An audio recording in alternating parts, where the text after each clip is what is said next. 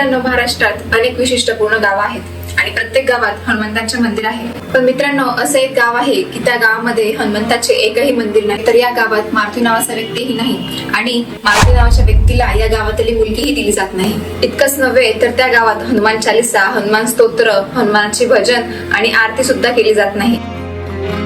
आणि विशेष म्हणजे या गावात मारुती कंपनीची गाडी सुद्धा नाही.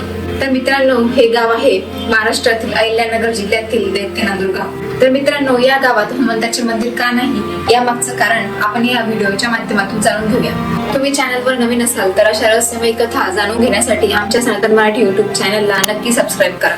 हनुमंत संकटमोचक आहेत, लोकांचे रक्षण करता आहेत, पण या गावात लोक हनुमंताचं नाव घ्यायला खूप घाबरतात. तर या गावात निम्मा दैत्य नावाच्या दैत्याचं राज्य होतं. तो दैत्य प्रभू श्रीरामांचा खूप मोठा भक्त होता. भक्तिभावाने आणि पूर्ण श्रद्धेने तो भगवान रामांची सेवा करायचा.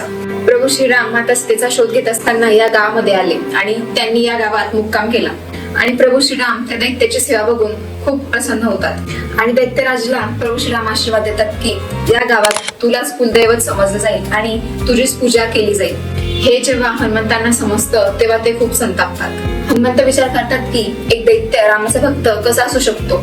यामध्ये निम्बा दैत्य आणि हनुमंत यांच्यामध्ये खूप मोठे गदायुद्ध होते आणि हनुमंत ते युद्ध हारतात. आणि हे युद्ध करत असताना ती दोघे खूप जखमी होतात आणि निम्बा दैत्य श्रीरामाचा धावा करतो.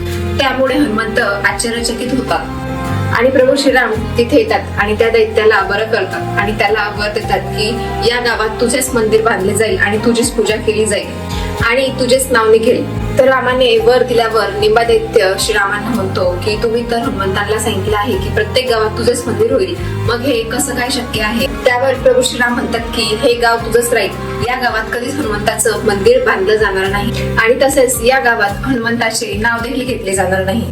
पिढ्यानपिढ्या हे चालत आलेलं आहे आणि त्यामुळे विरोधात जायचे आणि हनुमंताचे नाव घ्यायचे धाडस या गावात कोणीही करत नाही.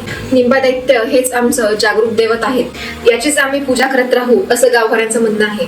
मित्रांनो, तुम्हाला ही रहस्यमय कथा कशी वाटली याबद्दल कमेंट मध्ये नक्की सांगा.